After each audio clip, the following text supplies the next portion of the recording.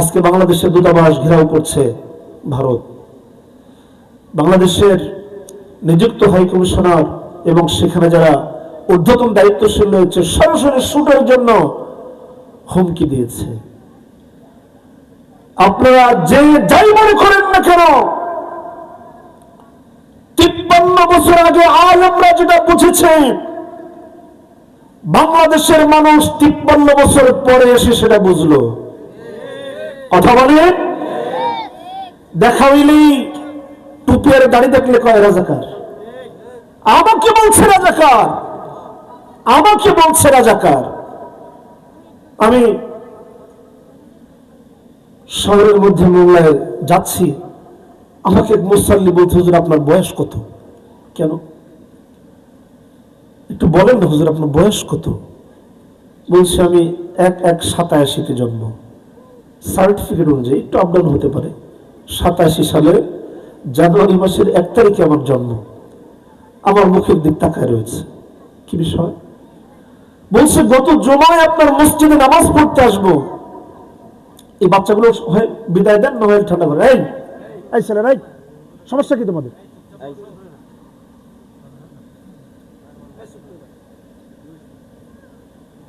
বলছে গত জুমায় আপনার মসজিদে নামাজ পড়তে আসবো। আমাকে একজন বলতেছে ওই মসজিদে যেও না। আমি বললাম কেন? ওই মসজিদের ইমাম সাহেব রাজাকার। কি বলেন?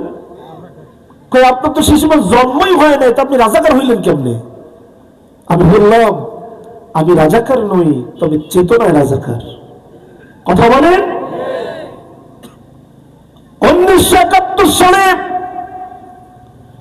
বাংলাদেশ স্বাধীন হয়েছে ঠিকই, কিন্তু আমরা গুমের জাল থেকে রেহাই পেয়ে লোহার জালে আবদ্ধ হয়েছিলাম।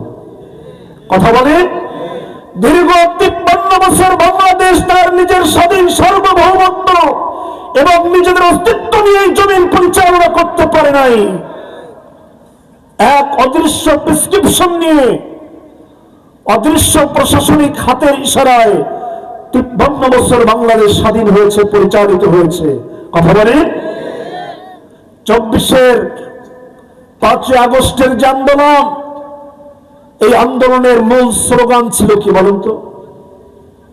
বলতে পারবেন? ভুলে গেলেন 1.5 বছরের মধ্যে? ঢাকা ভার্সিটির রাত 12টা 1টা 2টার সময় আমার আপনার কলেজের টুকরা সন্তানেরা একটাই স্লোগান দিয়েছে, তুমি কে আমি কে? বলেন। রাজাকার রাজাকার, ঠিক না? সুতরাং রাজাকার রাজাকার খেলার দিন শেষ।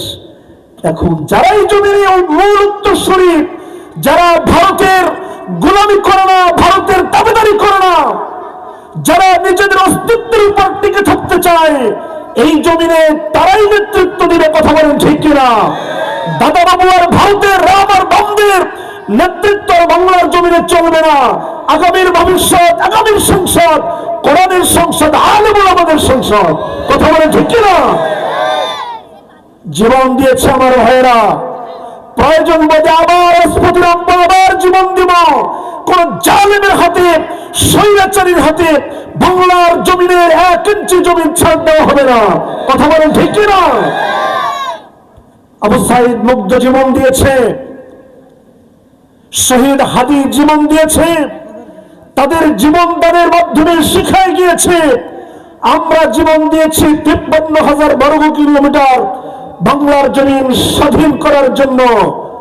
তোমরা যারা আমাদেরকে ভালোবাসো, তোমরাও জীবনের সর্বশক্তি দিয়ে লড়াই করবে, কিন্তু ভারতের গোলামি জমিনে যেন চলতে না পারে। কথা বলে ঠিক কিনা? আপনারা কি চান দাদা বাবুদের প্রেসক্রিপশনে বাংলার জমিন পরিচালিত হোক? কেউ কেউ বলতেছে আমরা যদি ক্ষমতায় যাই তাহলে আমরা ধর্মীয় অনুশাসন অনুযায়ী রাষ্ট্র পরিচালনা করব না। শোনেন নাই? আবার কেউ কেউ বলে ক্ষমতায় গেলে আমরা মদিনার সনদ অনুযায়ী রাষ্ট্র চালাবো। আমি কয়েকটা প্রোগ্রামেই বলেছি, তোমরা একবার করো আমরা ইসলাম অনুযায়ী রাষ্ট্র চালাবো না, আবার বললাম মদিনার সনদ অনুযায়ী রাষ্ট্র চালাবো, তাহলে তোমাদের সেই সনদটা কি এই জাতি জানতে চায়। বিশ্বনবী মদিনার সনদ করেছিলেন গুম, খুন, ধর্ষণ, স্বৈরাচার, অত্যাচার, ভূমি দখল, ভূমিদস্যু সবকিছু নির্মূল হয়েছিল মদিনার সনদের মাধ্যমে। আর তোমাদের সনদ এটা বাস্তবায়ন হলে দেশের ধর্ষণ বন্ধ হবে না বাড়বে, এই জাতি জানতে চায়। কথা বলেন, তোমরা মদিনার সনদ বাস্তবায়ন করলে এদেশের মানুষ হত্যা হবে না নিরাপত্তা বসবাস করবে, জাতি জানতে চায়। তোমরা ক্ষমতায় গেলে এদেশের যার জমি সে ঘের করতে পারবে না, তোমাদের কাছে একেবারে অসহায় এতিমের মতো রাতের বেলা গিয়ে বলতে হবে মেহরবানি করে আমার হাড়ির টাকাটা দেন, আমার ছেলে পরীক্ষা দিবে, পরীক্ষার ফি দিতে পারতেছে না। এটা বলা লাগবে না যার জমি সে ঘের করবে, জাতি এটা জানতে চায়। কথা বলেন না কেন? 2007 সাল ফাজেল পরীক্ষার ফর্ম ফিল আপের জন্য টাকার প্রয়োজন। আমার বাবার জমির হারের জন্য গিয়ে ঠিক ওইভাবেই বললাম ফর্ম ফিল আপ করবো, টাকা নাই, হারের টাকাটা প্রয়োজন। বলল যাও অমুককে গিয়ে বলো, দিয়ে দিবে। তার কাছে আসলাম, মোবাইল ধরায় দিলাম, লাউড দিয়ে দিয়েছি, শুনলো শুধু হারের টাকা পাই নাই। পরীক্ষা দিয়েছি, পাশও করেছি, কিন্তু পাই নাই। শুধু আমি নয়, আমার মতো হাজারো মানুষ দীর্ঘ 16 বছর এই জমিনে নির্যাতিত হয়েছে। কথা বলেছে কিনা? এই জমি আর কোন জালেমের হাতে যাক, এটা আমরা চাই না। চাই?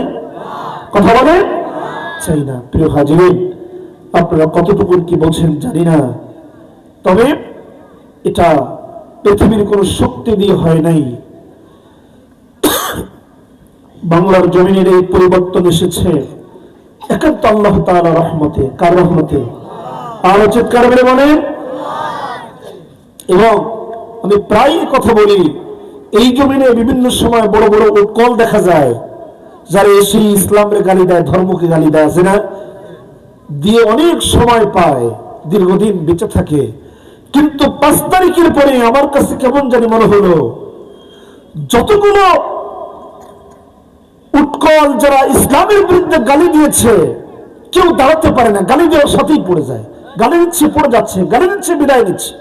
কথা বলে, এই যে আমাদের পার্শ্ববর্তী মোরালগঞ্জ, খোলামেলা বললাম, আমি নাম নিলাম না, এই খবিস্টার গত সপ্তাহে ঘোষণা দিয়েছে, কোন ইমাম যদি মসজিদের মিনারে বসে ইসলামের পক্ষে কথা বলে তাকে বেঁধে রেখে আমাকে খবর দিবা। আমি গত জুমায় স্পষ্ট বলেছি, ওই বেয়াদবটা মৃত্যুবরণ করলে তার জানাজার নামাজ যে ইমাম পড়াবে ওই ইমামের খবর আছে।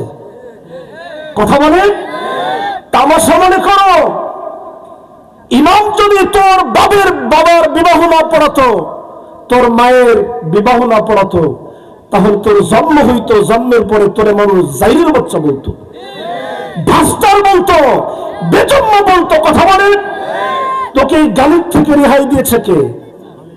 তোর ইমাম।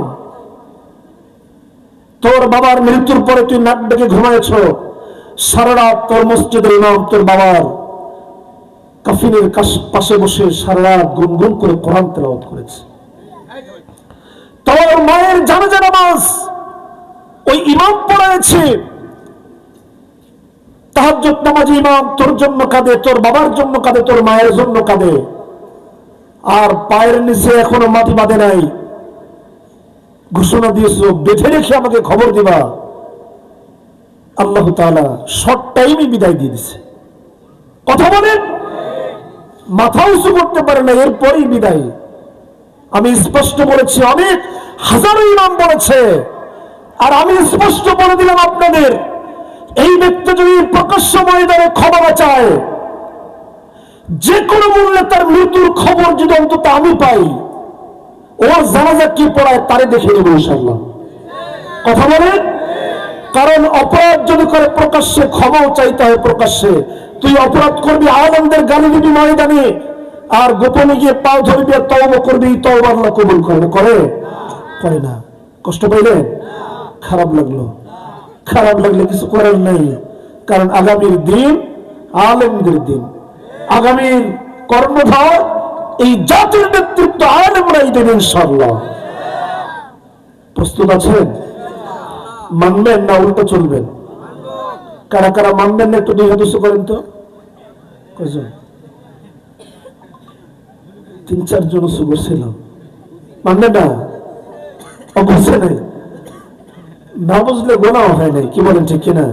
যারা বোঝেন নাই গোনা হয় নাই, তবে বুঝে থাকলে গোনা হবে, হবে না?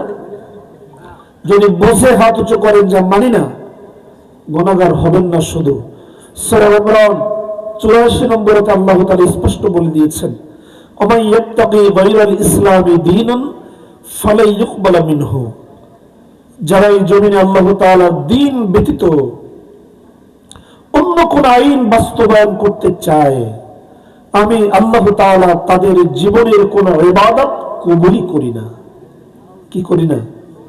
কবুলই করি না। সুতরাং আপনি উল্টা হাঁটবেন, আবার তাহাজ্জুদ নামাজও পড়বেন, ফজরের নামাজও পড়বেন, রোজাও রাখবেন, দান সদকাও করবেন, করতে পারেন, কিন্তু আপনার ইবাদত দিয়ে আপনার বিন্দু মাত্র কোনো উপকার।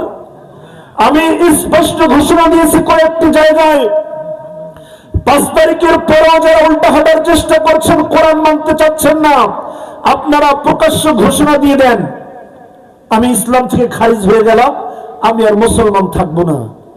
এরপর আপনাকে কেউ ধরবে না। মদ খান, জিনা করেন, বারে যান, যা করেন, মৃত্যু আগ পর্যন্ত কেউ আপনাকে ঠেকাবে না।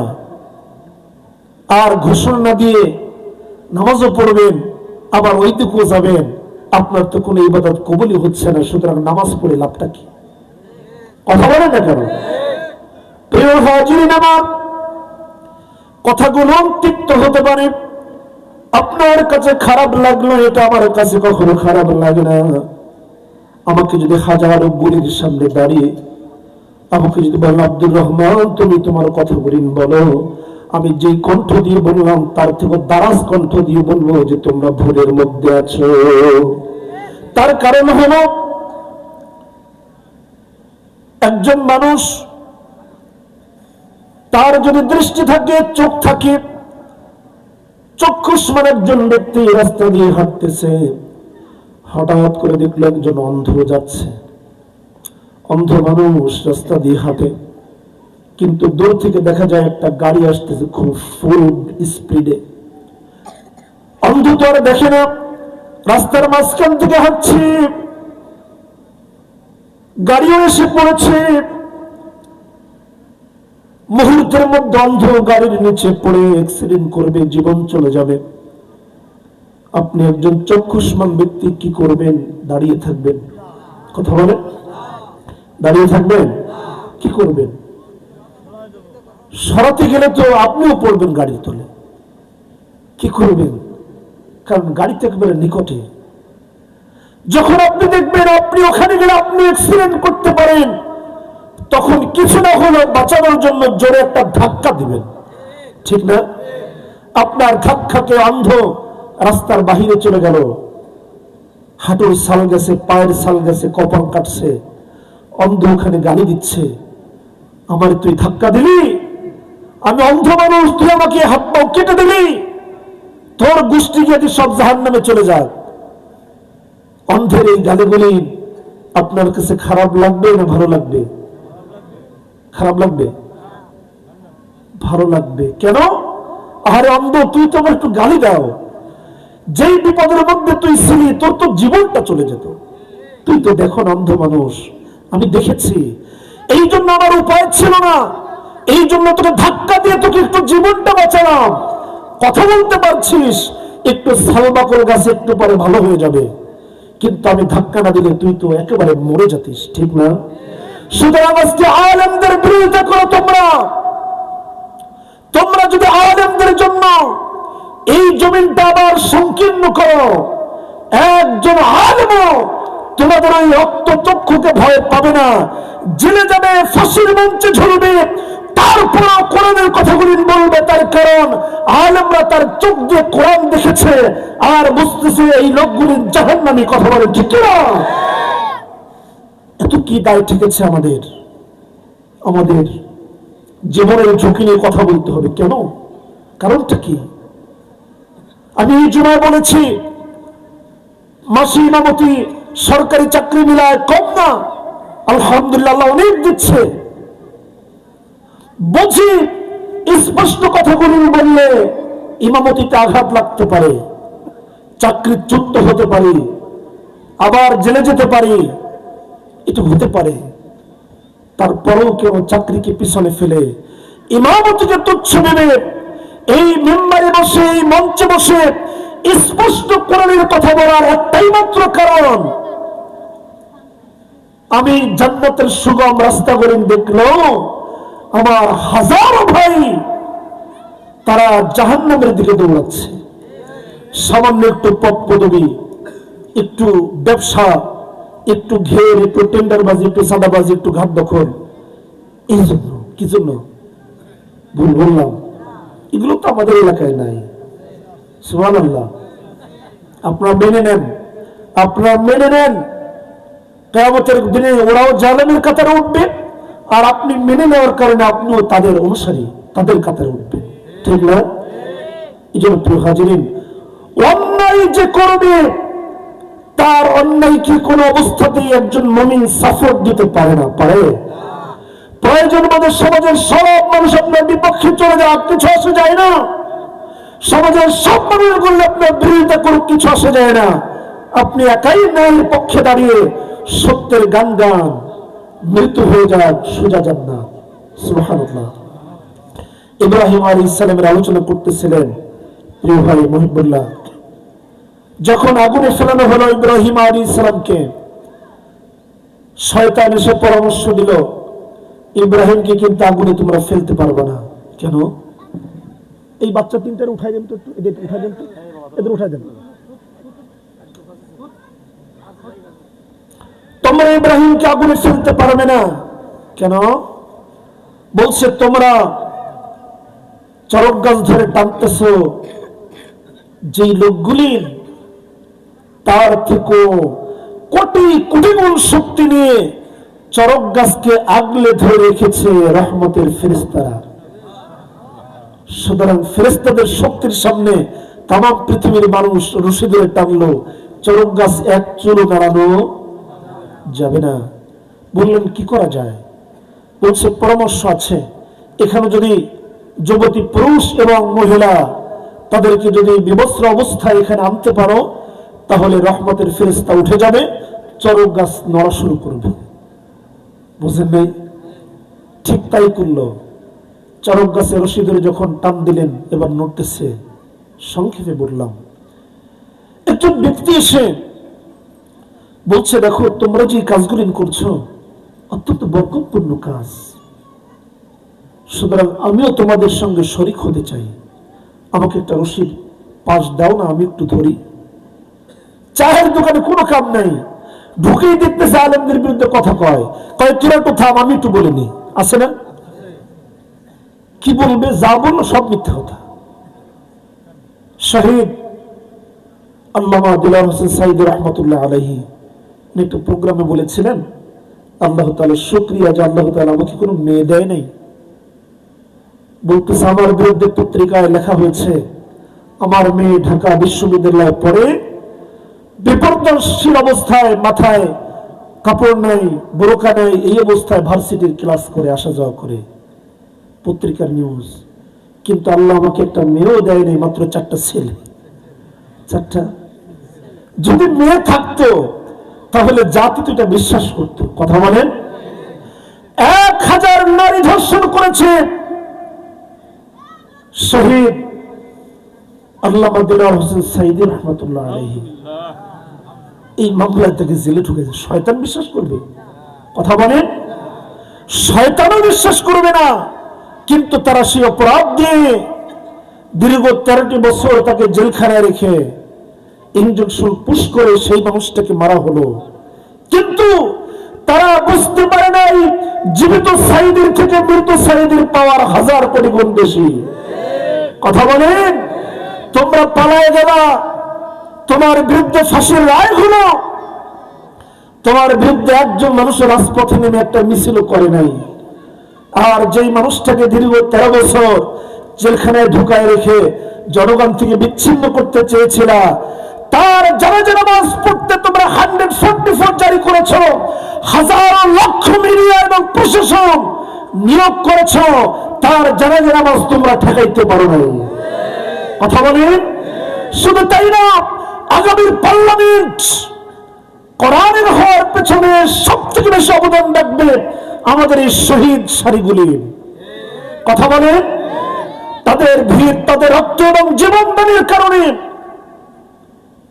আল্লাহ তাআলা হয়তোবা এই জমিন কোরআনের জন্য কবুল করে নেবেন। কথা বলেন, আপনারা আমিন বলেন আর না বলেন, আমার কাছে মনে হয় এইটা হয়তোবা মিস হবে না এবার, ইনশাআল্লাহ। কথা বলেন। তবে আমি আরেকটা সংবাদ আপনাদের দেই, যারা 5 তারিখের পরেই দিয়েছিলাম। আমি বলেছিলাম এবারও যদি আলেমরা ফেল মারে তাহলে মোজের তল থেকে হাসার সুযোগ নেই। মিসকি মিসকি হাসবেন, হুজুর আপনাদের কথা তো খাটলো না, আমরাই তো গেলাম, হাসার সুযোগ নাই। কারণ ইমাম মেহেদী আলাইহিস সালাম নাকের ডগায়। কোথায়? কে? ইমাম মেহেদী আলাইহিস সালাম কিন্তু নাকের ডগায়। কখন? কোন অবস্থায়? রাতের বেলায় ঘুমায় থাকবে মানুষ, সকালে উঠবে মেহেদি মেহেদি করতে। আল্লাহ তাআলা এই রাত্রে तमाम পৃথিবীর সব মুমিনদেরকে ইমাম মেহেদী আলাইহিস সালামের ভালোবাসার শরাব পান করাবে। সুবহানাল্লাহ। মেহেদী আলাইহিস সালাম নাম শুনে নাই, দেখে নাই, জানে নাই, ঘুমায়েছে, ঘুম থেকে উঠছে মেহেদি মেহেদি করতে, দোকানে গিয়ে বলে, দোকানদার টিভিটা খুলো তো, ইমাম মেহেদী আলাইহিস সালামের মনে আবির্ভাব হয়েছে। সুবহানাল্লাহ বলবেন না? আর ইমাম মেহেদী আলাইহিস সালাম পৃথিবীর মধ্যে আবির্ভাব হবেন 40 বছর বয়সে। 63টি আলামত হাদিসে এসেছে, 63টি আলামতের সবগুলি প্রকাশ পেয়ে গেছে। এখন শুধুমাত্র ঘোষণাটাই বাকি। সুতরাং এবারও যদি আলেমরা ফেল মারে ইমাম মেহেদী আলাইহিস সালাম আসবে, সন্দেহ নাই। तमाम পৃথিবী মুসলিম জাতি শাসন করবে, কারো বাবাও ঠেকাতে পারবে না। কথা বলেন ঠিক না? সুতরাং আগামী পার্লামেন্ট আলেমদের পার্লামেন্ট। বিশ্বাস হয়? বিশ্বাস হয়? আমি আপনি সেখানে গেলে আমার আপনার লাভটা কি? আমি তো নামাজ পড়ি, রোজা রাখি, হজ করি, যাকাত দিই, মাঝে মাঝে মাহফিলে টাকা পয়সা দিই, আমার লাভটা কি? আমি ওখানে গেলাম না, ভালো তো বাসি আছে না, আমি গেলাম না ওখানে, একটু জীবিকার তাগিদে ভিন্ন দিকে দৌড়াই, আমার কোন সমস্যা আছে? হ্যাঁ আছে। কি সমস্যা? আমি 2 জন ব্যক্তির নাম আপনাদের বলি, আপনারা 2 জন কি চিনবেন। একজন হচ্ছে বিশ্বনবীর আপন চাচা আবু তালিব, আর একজন হলো বিশ্বনবীর সাহাবী আব্দুল্লাহ ইবনে উবাই ইবনে সুলুল। কয়জন? 2 জন। একজন আবু তালিব বলেন, আর একজন আব্দুল্লাহ ইবনে উবাই ইবনে সুলুল। এই 2 জন, একজন বিশ্বনবীর হাতে হাত দিয়ে মুসলমান হয়েছেন, আর একজন মুসলমান হয় নাই, কিন্তু উভয় জাহান্নামী, উভয় জাহান্নাম। আবু তালিবের মধ্যে ইমানের 4টা শাখার 3টা ছিল। কয়টা? আবার আব্দুল্লাহ ইবনে উবাই ইবনে সুলুলের মধ্যে ইমানের 3টা শাখা 2টা ছিল, এর মধ্যে 3টা 2টা ছিল। 1 নম্বর ইকরার বিল লিসান, মুখে স্বীকার করতে হবে যে আমি মুসলমান। আব্দুল্লাহ ইবনে উবাই ইবনে সুলুল মুখে স্বীকার করতেন আমি মুসলমান। নাম্বার 2 আমরুল বিল আরকান, নিজের বাহ্যিক সুরাত সিরাত হতে হবে বিশ্বনবী অনুযায়ী, এটা তার মধ্যে ছিল। বিশ্বনবীর দাড়ি যত বড়, সাহাবীর দাড়িও তত বড়। বিশ্বনবীর টুপি তার টুপি, বিশ্বনবীর জামা তার জামা। বিশ্বনবী কোথাও দাওয়াতে গেলে সাথে যাইতেন, বিশ্বনবীর সঙ্গে যুদ্ধের ময়দানে অংশগ্রহণ করেছেন এই সাহাবী। কিন্তু ইমানের তিনটা শাখার দুইটা ছিল। এক নাম্বার ইকরার বিল লিসান, মুখে স্বীকার করত। নাম্বার দুই আমালুল বিল আরকান, বাহ্যিক সুরাত সিরাত ছিল বিশ্বনবীর, কিন্তু তিন নাম্বারটা ছিল না, আমালুল বিল তাসদিক বিল জিনান, হৃদয় দিয়ে বিশ্বনবীকে নেতা মানত না। কি দিয়ে? জোরে বলেন। হৃদয় দিয়ে বিশ্বনবীকে নেতা মানত না। কারণ কি? কারণ হলো সে ছিল নেতা, তাকে মদিনার গভর্নর করা হবে, রাজ মুকুট পরানো হবে, মুকুট বানানো হয়ে গেছে, কিন্তু যেদিন পরাবে তার কয়েকদিন আগে মাত্র বিশ্বনবী মদিনায় আগমন করেছেন।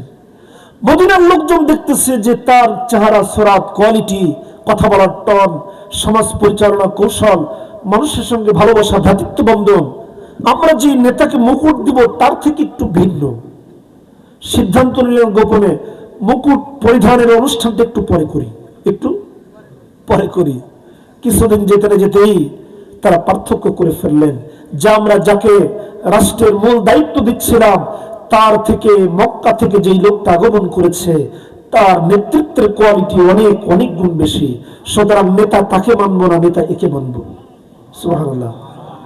কষ্ট আছে না? রাজমুকুট পাইলাম না তোমার জন্য, সুতরাং তোমার পরে কষ্ট আছে না? কথা বলেন। আজকে সমাজের মধ্যে যেই মানুষগুলি আলেমদের বিরোধিতা করে, ইমামদের বিরোধিতা করে, এতদিন তো করে নাই, এখন করে কেন? এখন করতেছে একটা কারণে, আমরা যে নেতৃত্ব দিতাম এখন যে হুজুরা মসজিদের মিম্বার থেকে সেই নেতৃত্বের কথা বলে, তাহলে আমাদের ব্যবসা তো বন্ধ। এই হুজুরা যদি ক্ষমতায় যায় তাহলে মসজিদের মিম্বার থেকে ঘোষণা দিবে, মুসল্লি ভাইরা বসবেন, জুমার নামাজের পরে একজন জুয়ারি, দুইজন মদখোর, একজন জিনাখোর আর একজন চোরের বিচার হবে। কি হবে? বিচার করবে কে? জোরে কর। ইমাম সাহেব। কিরে, তাহলে আমাদের নেতৃত্ব তো আর থাকে না। শুধুমাত্র নেতৃত্ব টিকায় রাখার কারণেই আলেমদের বিরোধিতা, ভিন্ন আর কোনো কারণ নাই। আছে? দেখাতে পারবেন কোন ইমাম সাহেব টেন্ডারবাজি করছে, চাঁদাবাজি করছে, ঘের দখল করছে, মাথায় বাড়ি মারছে, ধর্ষণ করছে? না, 5 তারিখের উপরে একটা ঘটনাও দেখাতে পারবেন না। বরং এই জাতি যাদেরকে সব থেকে বেশি ভয় পাচ্ছিল 53 বছর, 5 তারিখের উপরে জাতি তাদের কাছেই সব থেকে বেশি নিরাপদ। ঠিক না? সুতরাং তাদের যোগ বিয়োগ করা হয়ে গেছে যে আগামীর অবস্থানটা ভালো না। সুতরাং যদি একটু রক্ত চক্ষু না দেখাই, চোখ মোটা মোটা না করি, উল্টা পাল্টা কথা না বলি, তাহলে এরা ভয় পাবে না। তবে জেনে রাখেন, মৃত্যুর পূর্বে কিন্তু একটু মানুষ উল্টা পাল্টা কথা বলে। ঠিক না? আজরাইলকে দেখলে একটু চোখ মোটা মোটা হয়, একটু মুখ থেকে অশালীন কথা বের হয়, একটু হাত পা নাড়াচাড়া করে, এরপরেই কিন্তু মৃত্যু। কথা কয় না? আজকে যারা আলেমদের বিরোধিতা করছো, কোরআনের বিরোধিতা করছো, জেনে শুনে বুঝে তোমরা যারা ইসলামী সালতানাতের বিরোধী, আমি স্পষ্ট বলছি, আজরাইল যে তোমাদের চোখের সামনে ভাসতেছে এতে কোনো সন্দেহ নাই। কথা বলে ঠিক কিনা? এই জন্য আগামীর পার্লামেন্ট কোরআনের পার্লামেন্ট হোক। কারা কারা চান? 2 হাত তুলে লিল্লাহি তাকবীর, আর চিৎকার করে লিল্লাহি তাকবীর। আর কোরআনের আলো সংসদে জ্বালানো, আর কোরআনের আলো আলেম ওলামা যেখানে, কোরআন হাদিস যেখানে, লিল্লাহি তাকবীর। প্রিয় হাজিরিন, কষ্ট পাইলেন? রাজনৈতিক কথা বললাম, দলীয় আলোচনা করলাম। সকালে বললো আব্দুর রহমান, আমার তো অনেকেই বলছে যে ঠেকানোই যায় না, মসজিদও ভোট চায়। কি করবেন? মহল্লা উপজেলা সব মাহফিল করে বন্ধ। আমার প্রস্তাব আসলেই কয় না, আনা যাবে না, কারণ মাইক পাইলেই বাধা দিলে মানে না। কি করব? আমি মানতে চাই, তবে আমাকে একটু লিখে দেন যে আপনি কথাগুলো না বললেও জান্নাতে যাবেন। আপনার লিখে দেন। আল্লাহর কসম, কোরআন হাতে নিয়ে আজকে শপথ করে বললাম, এই কথাগুলো জানার পরও আমি গোপন রাখবো বলবো না, আল্লাহ তাআলা আমাকে জান্নাতে নিবেন, এর একটা গ্যারান্টি আমাকে দিয়ে দেন, একটু লিখিত দেন, আমি আর কোনোদিন এভাবে কথা বলবো না।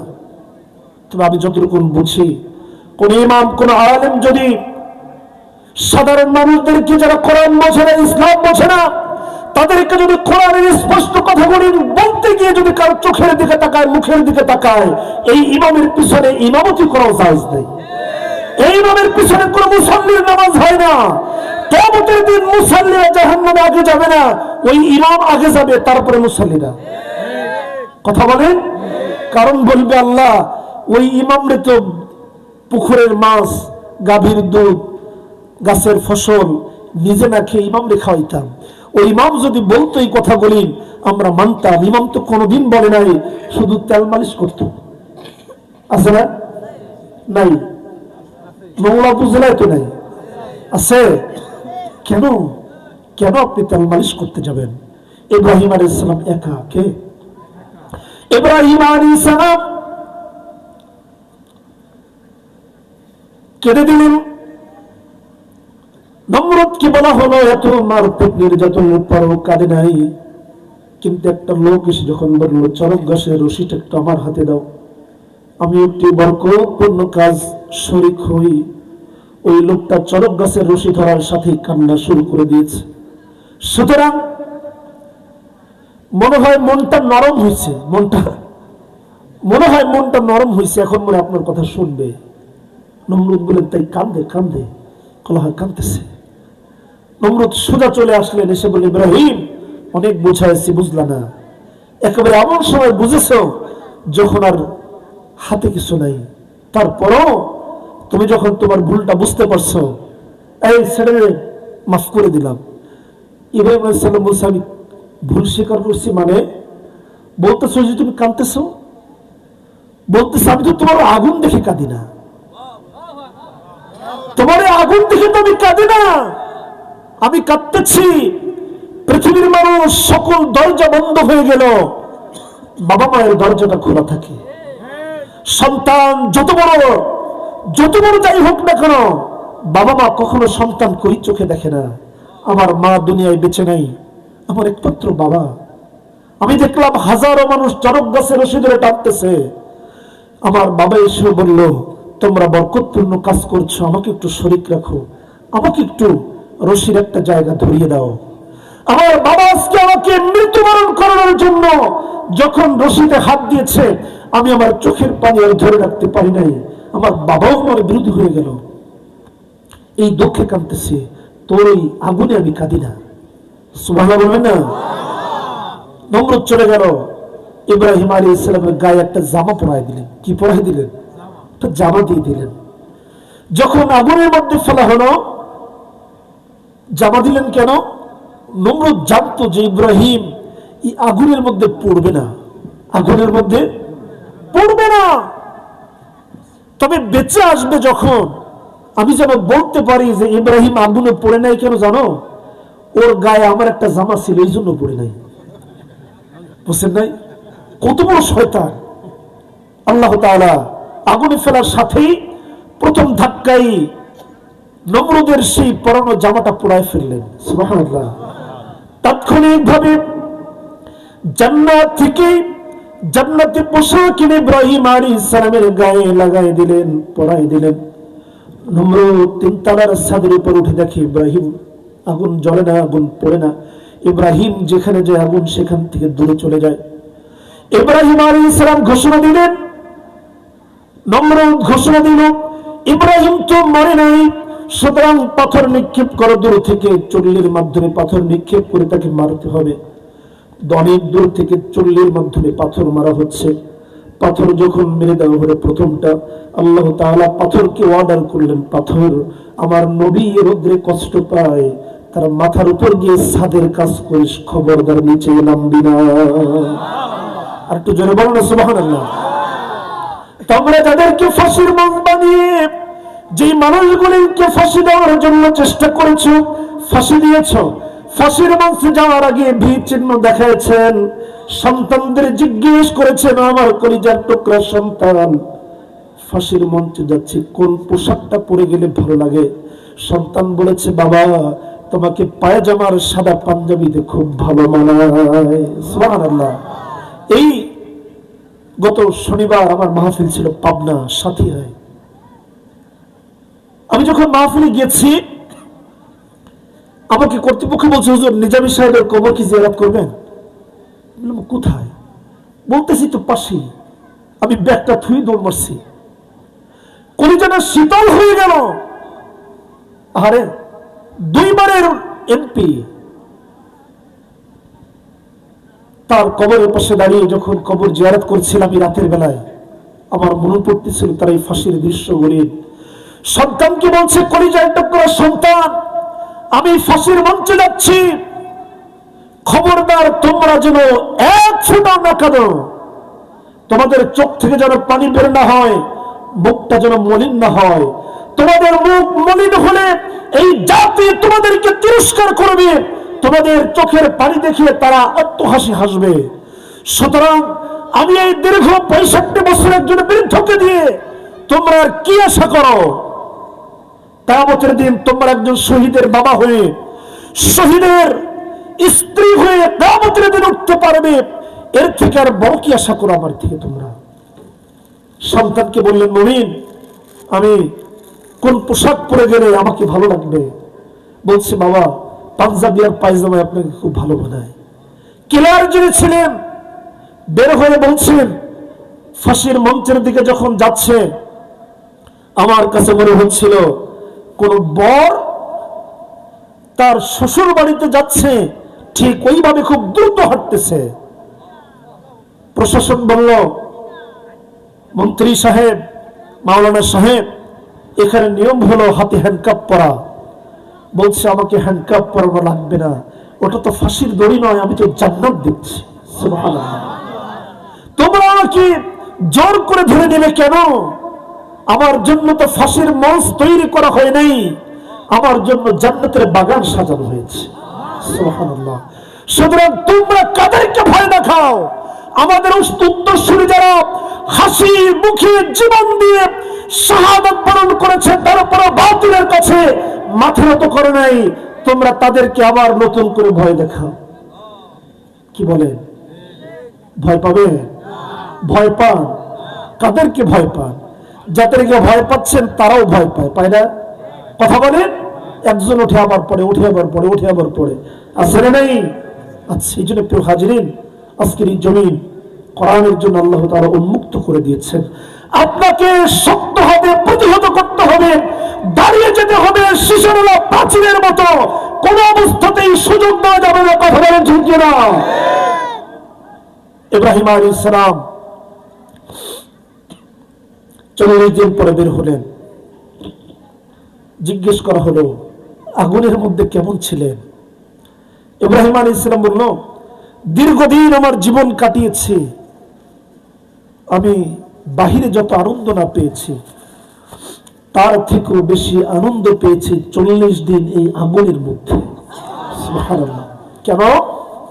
আল্লাহ তাআলা ডাইরেক্ট আগুনকে ঘোষণা দিলেন, ইয়া নারু কুনি বারদাও সালামান আলা।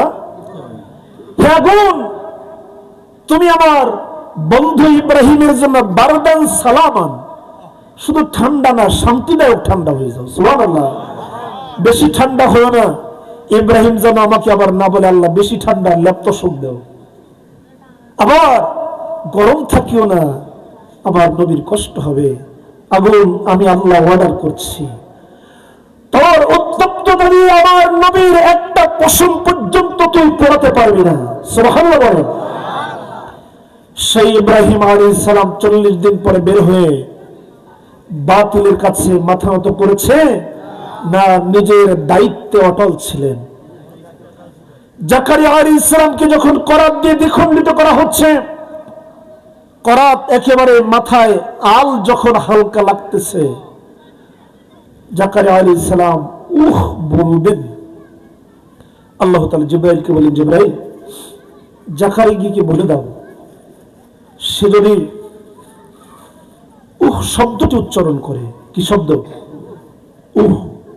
কিসের সময়?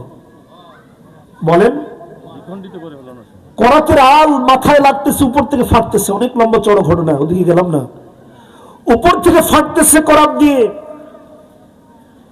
আলগুলিন যখন মাথায় হালকা বাঁধতেছে, এখনই তো মাথা ফিরে যাবে, তখন এটা তাকবীর দেয়, লিল্লাহি তাকবীর, আর চিৎকার মেরে লিল্লাহি তাকবীর।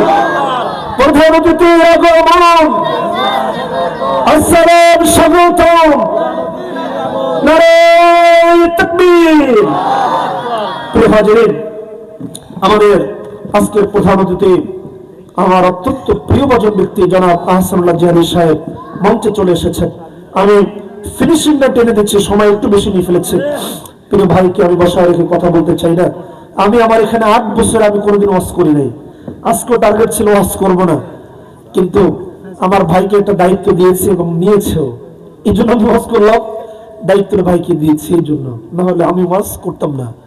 প্রিয় হাজিরিন, যে কথা বলছিলাম, করা যাবে না, যাবে?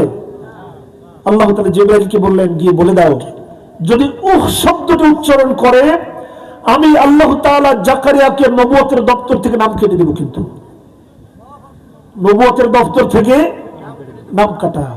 সুতরাং ময়দানে যখন নামবে মুমিন, তাগুতের নির্যাতন সহ্য করবে, মুখ মলিন হবে না, শব্দটা উচ্চারণ করতে পারবে না। এটা হলো মুমিন। এটা কি মুমিন? আর যারা কয় দাঁড়ান আসতেছি, দাঁড়ান দাঁড়ান, একটু যাইতে থাকেন, আসতেছি আমি, আসে না কিছু মানুষ। আর হুজুর মেলা কাজ, আজকে মেলা কাজ আছে, একটু ছুটি দেন না হুজুর। আরে ভাই, প্রধান আসছে, আপনি কি বলেন ছুটি মানে? হুজুর সংসার চলে না, শুধু আপনাদের পিছনে দৌড়ালে হবে, ভোট দেবানি। কি দেবো? ভোট দেবেন, আসে না কিছু মানুষ, ভোট দেব। এই যারা এই তাল বাহানার মধ্যে আছেন, আমি আপনাদের ভাই, সন্তান, যাই বলেন না কেন, যারা কোরআন অনুযায়ী পার্লামেন্ট গঠন হোক চান না, আপনি লিখে নেন, কিয়ামতের দিন আর আমাকে বলে যান বা পরিবারকে বলে যান, আমার মৃত্যুর পরে কাগজটা কাফনের মধ্যে দিয়ে দিও, কিয়ামতের দিন আল্লাহকে দেখাবেন। আমি বলে দিলাম, এই জমিনে কোরআনের আইন বাস্তবায়ন হোক, এটা আপনি চান না, শ্রম দেন না, সময় দেন না, পাইলে গালি দেন, দেখা হলে নীরব থাকেন, আছে না? ফাঁক পাইলে গালি দেন, আর দেখা হইলে সালাম দেয়, আছে না? আপনি লিখে রাখেন, আপনি নামাজ পড়ছেন, রোজা রাখছেন, হজ করেছেন, যাকাত দিচ্ছেন, আপনি এখনো মুমিন হইতে পারেন নাই, আপনি মুনাফিক, মুনাফিক এবং মুনাফিক। আপনি জান্নাত অনেক দূরে আপনার জন্য, জান্নাত তো নয়, জান্নাতের ঘ্রাণ পর্যন্ত আপনি পাবেন না। কাফেররা যে জান্নাতে থাকবে, আপনি তার থেকেও কঠিন শাস্তি আপনাকে ভোগ করতে হবে। এই জন্য মুমিন সিদ্ধান্ত নিতে হবে, যতদিন বেঁচে আছি তাগুতের পারি করে আর তাগুতের গোলামি আর করতে চাই না। আজকের থেকে যদি একমাত্র গোলামি করি, আল্লাহর গোলামি করবো, কি বলেন ঠিক কিনা? রাজি আছি কারা কারা? 2 হাত তুলে আবার তাকবীর দেয়, লিল্লাহি তাকবীর, আর চিৎকার করে লিল্লাহি তাকবীর। আল কোরআনের আলো সংসদে জ্বালানো, লিল্লাহি তাকবীর। প্রিয় হাজিরিন, আমার আলোচনা ছেড়ে দিলাম, আমার কিছু কথা আছে, আমি দোয়ার আগে বলবো।